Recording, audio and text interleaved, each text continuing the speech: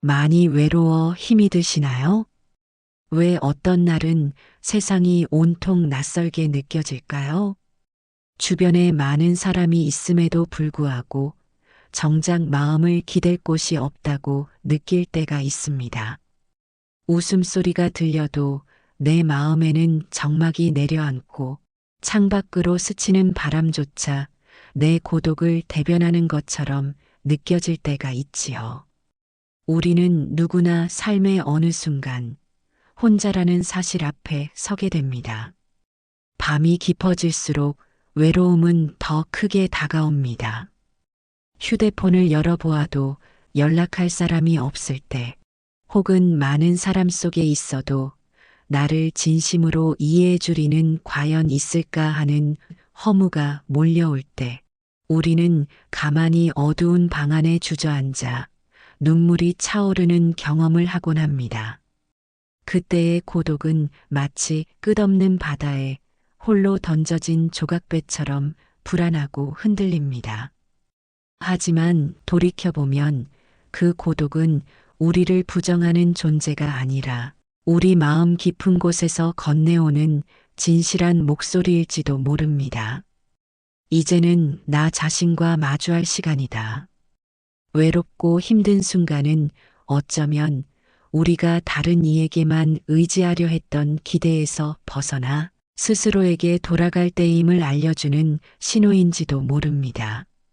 사람들은 흔히 외롭지 않으려면 누군가 곁에 있어야 한다고 생각합니다. 하지만 인간의 인연은 무상하여 영원히 내 곁에 머물러 줄 수 있는 이는 없습니다. 사랑하는 가족도 믿었던 친구도 언젠가는 각자의 길로 떠나야 하지요. 우리는 종종 그 사실을 인정하지 못한 채 붙잡으려 애쓰다가 더 큰 상실감에 빠지곤 합니다. 외로움은 단지 사람의 부재에서 오는 것이 아닙니다. 누군가 곁에 있어도 마음이 이어지지 않는다면 그보다 더 깊은 고립을 느끼게 됩니다. 결국 외로움은 관계의 문제라기보다 내 마음이 자신과 분리되었을 때 생기는 고통입니다. 나는 혼자가 아니다라고 말해주기를 바라면서도 정작 내 마음의 외침은 내가 들어주지 못하는 모순 속에 빠져 있는 것이지요. 그렇게 우리는 스스로에게 가장 멀어진 채 남에게 기대어야만 살아갈 수 있다고 믿습니다. 그러나 타인에게만 의지하는 삶은 늘 불안합니다. 누군가가 떠나면 무너지고 기대가 어긋나면 상처받고 결국 다시 혼자가 되었음을 깨닫습니다. 이 끝없는 고통의 순환 속에서 우리는 문득 묻게 됩니다. 정말 기댈 곳은 어디에 있는가? 부처님께서는 이렇게 말씀하셨습니다. 자신을 의지하라. 법을 의지하라. 다른 그 무엇도 의지하지 말라. 이 말씀은 차갑게 들릴지 모르지만 그 안에는 깊은 자비가 담겨 있습니다. 우리가 기댈 수 있는 가장 확실한 존재는 바로 나 자신이며 또한 모든 진리를 관통하는 법이라는 뜻이지요. 세상은 무상하여 변하고 사람의 마음도 흐르듯 바뀌지만 법의 진리는 변치 않습니다. 무상무화 연기라는 가르침은 언제나 우리에게 삶의 바탕이 되어줍니다. 자신을 의지한다는 것은 자기 중심적인 고집이 아닙니다. 오히려 내 마음을 깊이 관찰하고 거기에서 진실한 안식을 찾으라는 뜻입니다. 내가 나를 외면하면 아무리 많은 이가 곁에 있어도 공허할 수밖에 없습니다. 그러나 내가 나의 벗이 된다면 홀로 있을 때조차 충만한 평온을 맛볼 수 있습니다. 외롭고 힘들 때 우리는 흔히 누가 나를 위로해 줬으면 하고 바라지만 부처님 말씀은 그 바람을 조금 바꾸어 줍니다. 바로 내가 나를 위로하는 길을 찾아라는 것이지요. 이 말은 무정하고 냉담한 자기 위안이 아니라 오히려 가장 따뜻한 동행입니다. 나 자신과 친밀해지는 순간 더 이상 외로움은 적이 되지 못합니다. 내 마음의 고통을 있는 그대로 바라볼 때 우리는 비로소 그 고통과 화해할 수 있습니다. 외로움이라는 이름 붙여진 감정도 사실은 하나의 파도일 뿐 영원히 머무는 것이 아니지요. 오늘의 외로움이 내일은 지혜의 씨앗이 될 수도 있습니다. 외로움이 나를 파괴하는 것이 아니라 오히려 내가 나 자신에게 돌아가는 길을 열어준다는 사실을 깨닫는 순간 마음은 깊은 안정으로 향합니다. 이 깨달음을 체험한 이들은 말합니다. 홀로 있을 때조차 바람 소리가 친구가 되고 빛이 위로가 되며 숨 쉬는 것 자체가 삶의 노래가 된다고. 부처님 말씀처럼 마음이 자신을 벗삼으면 더 이상 기댈 곳이 없어 괴로울 이유가 사라집니다. 이미 내 안에서 가장 든든한 기둥을 찾았기 때문입니다. 그렇다면 구체적으로 어떻게 해야 나 자신에게 기댈 수 있을까요? 첫째, 호흡에 귀 기울이는 시간을 가지는 것입니다. 눈을 감고 천천히 들이쉬고 내쉬며 나는 지금 살아있다는 단순한 사실을 느껴보세요. 이 순간 당신은 더 이상 버려진 존재가 아니라 살아 숨쉬는 생명의 주체임을 깨닫게 됩니다.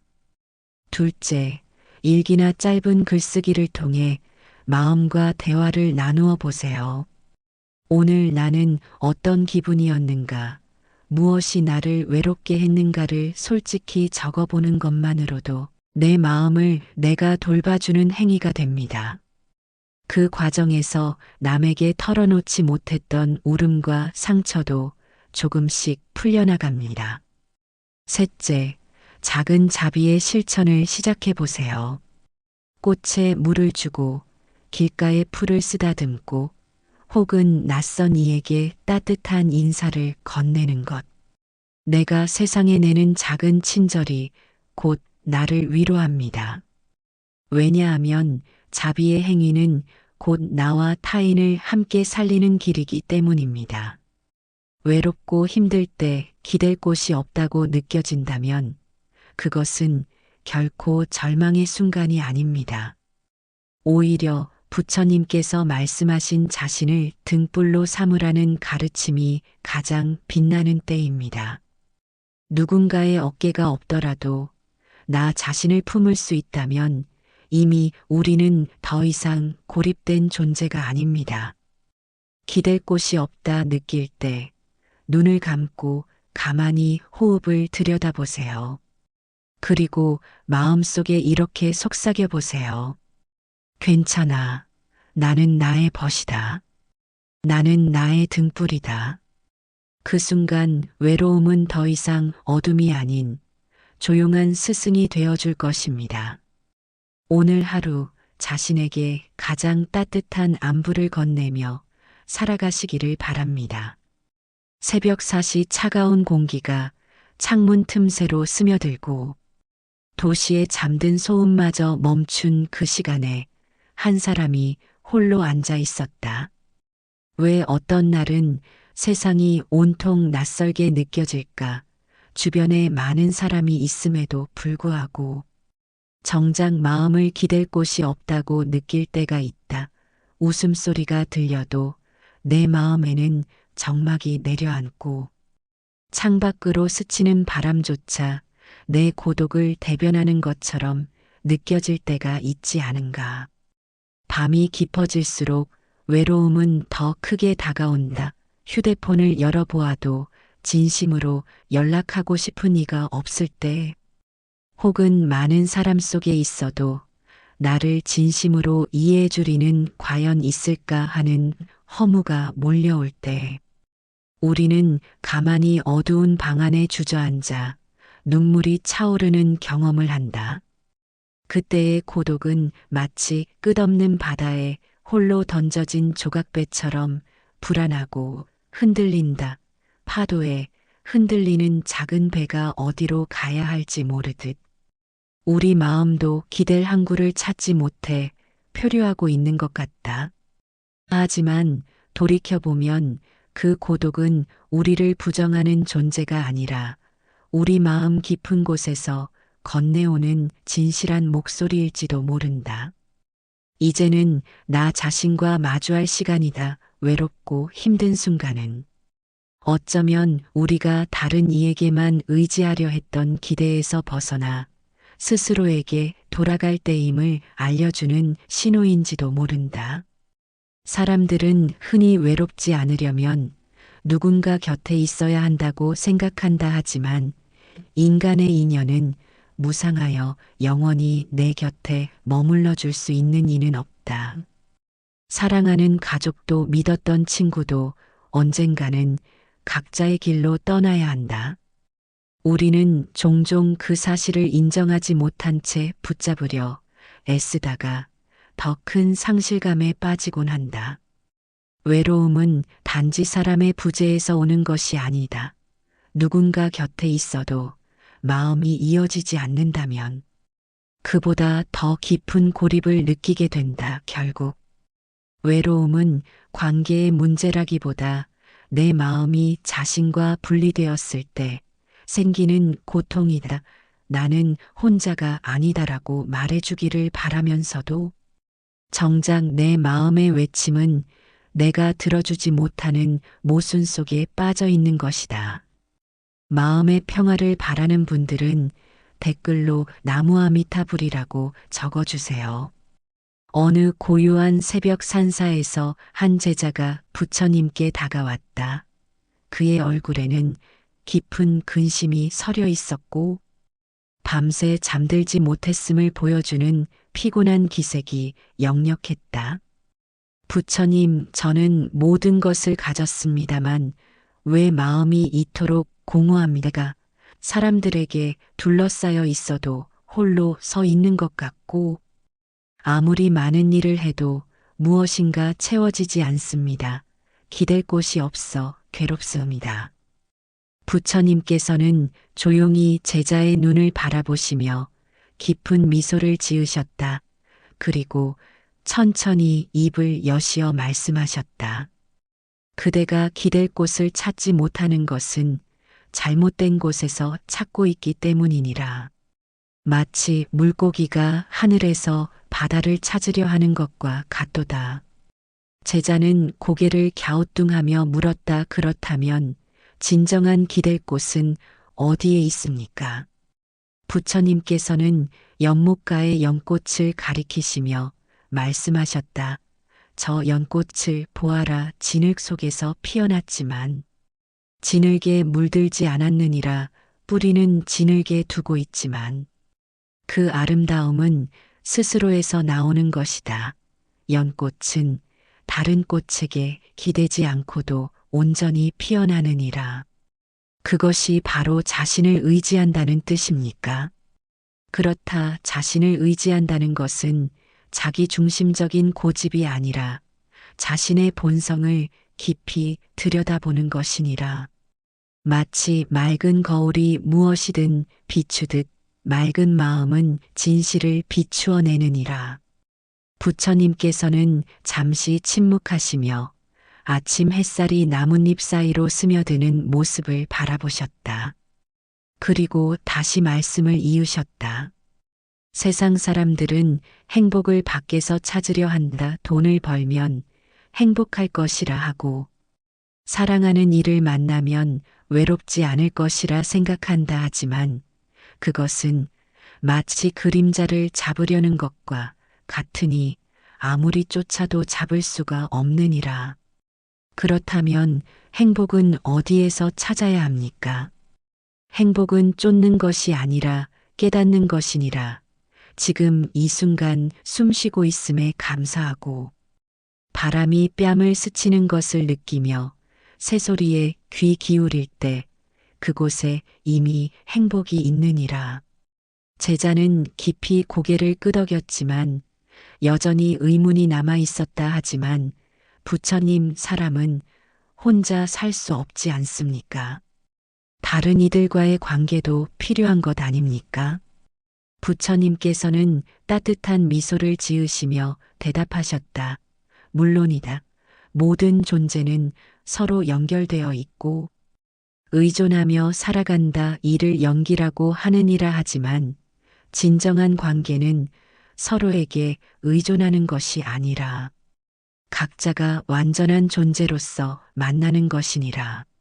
마치 두 개의 온전한 원이 만나 더 큰 아름다움을 이루듯 말입니까? 그렇다 자신이 비어 있다고 느끼는 이가 다른 이를 만나봐야 더 큰 공허만 생겨날 뿐이니라 하지만 자신 안에서 충만함을 찾은 이는 다른 이와 만날 때 진정한 기쁨을 나눌 수 있느니라. 부처님의 말씀을 들으며 제자는 점차 이해하기 시작했다. 그동안 자신이 얼마나 잘못된 곳에서 위안을 찾으려 했는지를 깨달았다.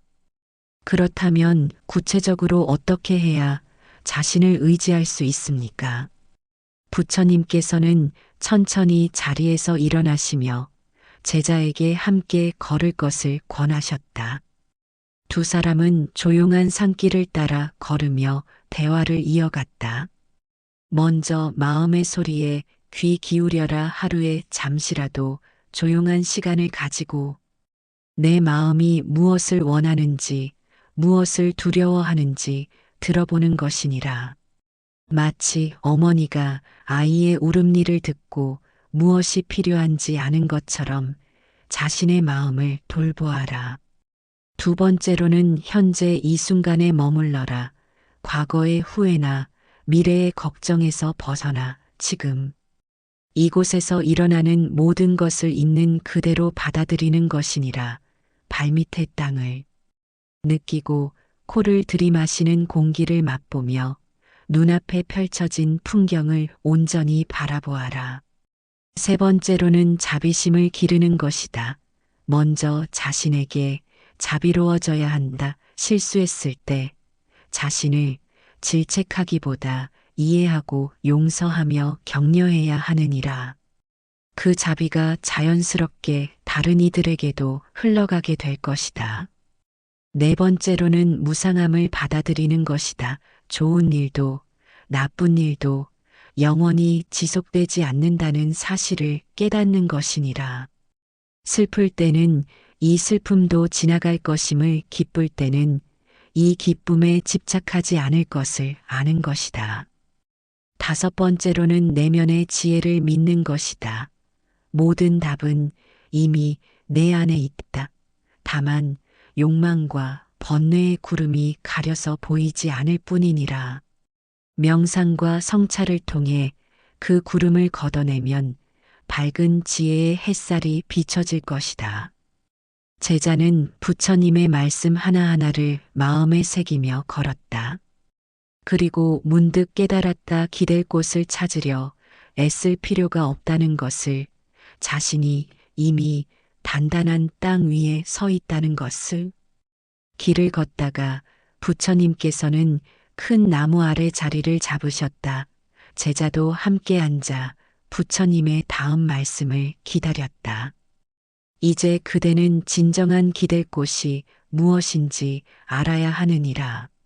사람들이 말하는 의지처와 부처가 말하는 의지처는 다르니라. 부처님께서 하늘을 우러러 보시며 계속 말씀하셨다. 첫째로 자신의 몸을 의지하라. 이 몸은 일시적인 것이지만 지금 이 순간 그대가 세상과 만나는 창구이니라. 몸의 감각에 귀 기울이고 몸이 보내는 신호를 소중히 여겨라. 배고플 때 먹고 피곤할 때 쉬며 아플 때는 치료하라. 몸을 학대하지도 방치하지도 말고 자애로운 마음으로 돌보아라. 마치 소중한 도구를 아끼듯 이 몸을 아끼되 집착하지는 말라. 몸은 언젠가 늙고 병들어 죽을 것이지만 그때까지 최선을 다해 돌보는 것이 지혜로운 일이니라. 둘째로 자신의 마음을 의지하라 하지만 감정에 휘둘리는 마음이 아니라 고요히 관찰하는 마음을 말하느니라. 화가 날 때 화에 빠지지 말고 화를 바라보아라. 슬플 때 슬픔에 잠기지 말고 슬픔을 지켜보아라. 기쁠 때 기쁨에 도취되지 말고 기쁨을 알아차려라. 마음은 하늘과 같고 감정은 구름과 같으니라. 구름이 하늘을 가릴 수는 있지만 하늘 자체가 되지는 못한다. 그대의 본성은 맑은 하늘과 같아서 어떤 감정의 구름이 지나가도 변하지 않느니라. 셋째로 부처의 가르침을 의지하라. 이는 맹목적인 믿음이 아니라 직접 체험해보고 확인하는 것을 말하느니라. 사성제와 팔정도 연기법과 무아의 가르침을 일상에서 실천해보고 그 효과를 스스로 확인하라. 진리는 책 속에만 있는 것이 아니라 삶 속에서 살아 움직이는 것이니라. 아침에 일어나 저녁에 잠들 때까지 모든 순간이 법을 체험하는 시간이 되어야 한다. 넷째로 현재 순간을 의지하라. 과거는 이미 지나갔고 미래는 아직 오지 않았다. 오직 현재만이 진실로 존재하느니라. 현재 이 순간에 온전히 머물 때 그대는 시간의 노예에서 벗어나 시간의 주인이 된다. 이 순간 들리는 소리, 보이는 풍경, 느껴지는 바람, 그 모든 것이 그대의 의지처이니라. 다른 곳에서 찾을 필요가 없다. 바로 지금 여기에 모든 것이 있다. 다섯째로 자신의 불성을 의지하라. 모든 중생에게는 부처가 될 수 있는 성품이 있다. 그것이 불성이니라. 그대 안에도 부처의 씨앗이 있고 지혜의 빛이 있다. 다만 무명의 먼지에 가려져 있을 뿐이다. 명상하고 수행하며 선행을 쌓는 것은 그 먼지를 닦아내는 일이니라. 닦고 또 닦다 보면 본래의 밝은 성품이 드러날 것이다. 그때 그대는 더 이상 기댈 곳을 찾지 않을 것이다. 왜냐하면 그대 자신이 바로 완전한 존재임을 알기 때문이니라. 여섯째로 일체 중생과의 연결을 의지하라. 혼자라고 느끼는 것은 착각이니라. 그대가 숨쉬는 공기는 모든 생명이 함께 나누고 그대가 마시는 물은 온 우주를 순환한다. 그대의 몸을 이루는 원소들은 별에서 왔고 언젠가 별로 돌아갈 것이다. 이 거대한 연결망 속에서 그대는 절대 혼자가 아니니라. 모든 존재와 하나로 이어져 있다. 이를 깨달을 때 외로움은 사라지고 무한한 사랑이 샘솟을 것이다. 잠시 이 가르침이 도움이 되고 있다면 좋아요 한번 눌러주세요. 일곱째로 공성을 의지하라. 모든 존재는 독립적으로 존재하는 것이 아니라 조건에 따라 생겨났다가 사라지느니라. 그대 자신도 예외가 아니다. 이 몸도 이 마음도 인연 따라 생겨난 것이니라. 이를 깨달으면 자아에 대한 집착에서 벗어날 수 있다. 내가 없다면 괴로워할 내도 없고 두려워할 내도 없다. 남는 것은 순수한 의식과 무한한 자비뿐이니라. 제자는 부처님의 말씀을 들으며 점점 더 깊은 이해에 이르렀다. 그동안 밖에서 찾으려 했던 모든 것이 이미 자신 안에 있었다는 사실을 깨달았다. 부처님, 이제 저는 알 것 같습니다. 기댈 곳이 없다고 느꼈던 것은 제가 잘못된 곳을 바라보고 있었기 때문이었군요. 그렇다. 마치 자신의 그림자를 밟으려 하는 사람처럼 그대는 자신 밖에서 자신을 찾으려 했느니라. 하지만 진정한 자신은 언제나 그대와 함께 있었다. 기억하라. 그대는 혼자가 아니다. 그대 안에 부처가 있고 그대 주위에 법이 있으며 그대와 함께 걷는 모든 중생이 있다. 이것을 의지하라. 이것이 진정한 귀처이니라. 부처님께서는 제자와 함께 산사로 돌아가시며 구체적인 실천 방법들을 하나씩 알려주셨다. 이제 깨달음만으로는 부족하니 일상에서 실천할 수 있는 방법들을 익혀야 하느니라. 첫 번째로는 아침 깨어남의 수행이다. 매일 아침 눈을 뜨면 가장 먼저 이렇게 마음속으로 말해보아라. 오늘도 새로운 하루를 맞이할 수 있음에 감사합니다. 이 몸과 마음이 건강하게 깨어날 수 있음에 감사합니다. 그리고 잠시 자신의 호흡을 관찰하며 몸 전체에 생명력이 흐르고 있음을 느껴보아라. 침대에서 일어나기 전 5분간 이런 감사의 마음을 가져보아라. 그러면 하루 종일 마음이 평안할 것이니라. 외로움이 찾아와도 아침에 그 평안함을 기억하며 다시 중심을 잡을 수 있을 것이다. 두 번째는 걸으며 하는 명상이니라. 어디를 가든 걸을 때는 발걸음에 집중하라. 왼발이 땅에 닿는 감각, 오른발이 앞으로 나아가는 움직임, 그 모든 것을 세심하게 느껴보아라. 걸으며 이렇게 마음속으로 되뇌어라. 한 걸음 한 걸음이 나를 현재로 데려다 준다. 과거의 걱정도, 미래의 불안도 이 걸음 앞에서는 힘을 잃는다. 걸을 때마다 그대는 자신과 더 가까워지느니라. 세 번째는 호흡을 통한 자기 돌봄이다. 하루 중 언제든 마음이 흔들릴 때면 호흡에 의지하라. 천천히 코로 들이마시며 마음속으로 말하라. 들숨과 함께 평화가 들어온다. 그리고 천천히 입으로 내쉬며 말하라. 날숨과 함께 간심이 나간다. 이를 10번만 반복해도 마음이 한결 가벼워질 것이다. 호흡은 그대가 살아있다는 증거이며 동시에 가장 확실한 현재의 닫히니라. 언제나 그대와 함께 있으면서도 결코 그대를 배신하지 않는다. 네 번째는 일기 쓰기를 통한 마음 돌보기이다. 매일 저녁 잠들기 전 짧게라도 오늘의 마음을 적어보아라. 어떤 일이 있었는지, 어떤 감정을 느꼈는지, 무엇이 고마웠는지를 솔직하게 써보라. 글을 쓰는 것은 마음의 창고를 정리하는 일과 같다. 어수선하게 쌓여있던 생각들이 정리되고 묻혀있던 감정들이 드러난다. 그 과정에서 그대는 자신을 더 잘 이해하게 될 것이며 스스로에게 더 친절해질 수 있을 것이다. 다섯 번째는 자비 명상의 실천이다. 먼저 자신에게 자비를 베풀어라. 거울을 보며 이렇게 말해보라. 소중한 나여, 오늘 하루도 최선을 다해 살아줘서 고맙다. 실수해도 괜찮고 부탁해도 괜찮다. 그대로의 너를 사랑한다. 그 다음에는 사랑하는 이들을 떠올리며 그들의 행복을 빌어주고 어려운 관계의 사람들도 떠올리며 그들 역시 고통에서 벗어나기를 바라라.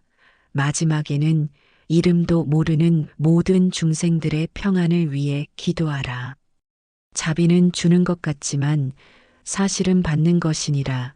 자비를 베풀 때마다 그대의 마음은 더 넓어지고 따뜻해진다. 여섯 번째는 자연과의 교감이다. 틈날 때마다 자연 속으로 나가라. 나무를 만지고 꽃을 바라보며 하늘의 구름을 감상하라. 자연은 말없는 스승이니라. 계절이 바뀌듯 모든 것이 변한다는 것을 가르쳐주고 비가 온 후 맑아지듯 고통 후에 평안이 온다는 것을 보여준다.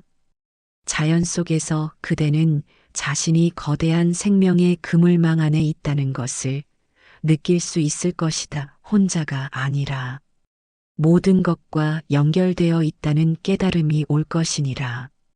일곱 번째는 작은 선행의 실천이다. 매일 하나씩이라도 남을 위한 일을 하라.